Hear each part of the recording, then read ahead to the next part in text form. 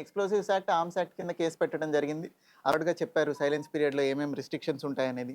Police వారి side నుంచి గుంపులుగా తిరగడం, లౌడ్ స్పీకర్‌లు పెట్టుకోవడం, ఈ పార్టీ వాళ్ళ ప్రచారంలో భాగంగానే కాదు, సపోర్టర్లు కూడా లౌడ్ స్పీకర్‌లు పెట్టడం ఇప్పుడు నిషేధం. ఎక్కడ లౌడ్ స్పీకర్ ఉన్నా గానీ సీజ్ చేయటం జరుగుతుంది. లిక్కర్ కంప్లీట్‌గా ఇవాళ ఈవినింగ్ నుంచి సేల్ లేదు కాబట్టి, బయట పబ్లిక్ డ్రింకింగ్ గానీ, ఎక్కడైనా లిక్కర్ బాటిల్‌తో ఎవరైనా కనిపిస్తే వాళ్ళ మీద కూడా చర్యలు తీసుకుంటాం. క్యాన్వాసింగ్ అనేది కంప్లీట్‌గా క్లోజ్ అయిపోయింది. డోర్ టు డోర్ వెళ్ళటానికి మాత్రం అవకాశం ఉంది. వాళ్ళు కూడా వీలున్నంత తక్కువ మందితో ఒక ఇద్దరు ముగ్గురిని వెంట పెట్టుకొని మాత్రమే వెళ్ళాలి. కాన్వాయ్ లాగా వెహికల్స్ వెళ్ళడం అలౌడ్ కాదు ఈ పీరియడ్‌లో.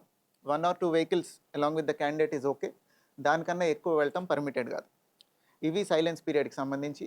అట్లనే district security deployment plan prepare చేయడం జరిగింది. కలెక్టర్ గారు ఇందాక చెప్పినట్టు 4000 పైచిలకు సిబ్బంది ఉన్నారు మన దగ్గర ఇప్పుడు. ఈ పోల్ డ్యూటీల నిమిత్తం పోలీస్ సైడ్ నుంచి 19 కంపెనీల సెంట్రల్ ఆర్మ్డ్ పోలీస్ ఫోర్సెస్ అంటే కేంద్ర బలగాలు 19 కంపెనీలు మనకి అలాట్ చేయడం జరిగింది మన జిల్లాకి. ఆంధ్రప్రదేశ్లోనే పల్నాడు జిల్లాలో హైయెస్ట్ నెంబర్ ఆఫ్ కేంద్ర బలగాలు ఉన్నాయి. ఈ కేంద్ర బలగాలని కూడా మనకి ఏవైతే సెన్సిటివ్ పోలింగ్ లొకేషన్స్ అన్నామో వాటిల్లో డిప్లాయ్ చేయడం జరిగింది. ఏ సెన్సిటివ్ పోలింగ్ లొకేషన్లోనూ కేంద్ర బలగాలు లేని లొకేషన్ లేదు మన దగ్గర. ఈ 273 ఏవైతే ప్రాబ్లమాటిక్ ఉన్నాయో అన్నిటిలోనూ కేంద్ర బలగాలను పెట్టడం జరిగింది. ఆర్డినరీ పోలింగ్ లొకేషన్స్లో ఎక్కడైనా మనం ఇక్కడ లిస్ట్లో ఇవ్వకపోయినా కానీ అది సెన్సిటివ్ అనుకున్న చోట వేరే ఫోర్స్తో ఆగ్మెంట్ చేయడం జరిగింది. ఈ సెంట్రల్ ఆర్మ్డ్ ఫోర్సెస్ కాకుండా మనకి కర్ణాటక ఆర్మ్డ్ పోలీస్ వచ్చారు, కొంతమంది తెలంగాణ ఆర్మ్డ్ పోలీస్ వచ్చారు, వాళ్ళని కూడా అక్కడ పెట్టడం జరిగింది. అట్లానే సెక్యూరిటీ డిప్లాయ్మెంట్ ప్లాన్లో భాగంగా మనకి 34 క్విక్ రెస్పాన్స్ టీమ్స్ ఉన్నాయి. 7 నియోజకవర్గాలకి 4 చొప్పున 28. అట్లనే హెడ్ క్వార్టర్స్లో ఇంకొక 6 కలిపి మొత్తం 34 క్విక్ రెస్పాన్స్ టీమ్స్ ఉన్నాయి. అవి కాకుండా ఇంకొక 34 స్ట్రైకింగ్ ఫోర్స్ ఉన్నాయి. వీటి మీద ఇంకా ఓవర్ అండ్ అబౌవ్ కేంద్ర బలగాల్లో మనకి కానిస్టేబుల్ ర్యాంక్ వరకు బందోబస్తు డ్యూటీకి వస్తారు. ఆఫీసర్లు ఎక్కడ స్టాటిక్ డ్యూటీ చేయరు. వాళ్ళకి కలెక్టర్ గారి సహకారంతో ఎక్స్ట్రా వెహికల్స్ ఇచ్చి వాళ్ళని ఇంకొక క్విక్ రెస్పాన్స్ టీమ్ లాగా క్రియేట్ చేసి ఇంకొక 100 వెహికల్స్ పెట్టడం జరిగింది.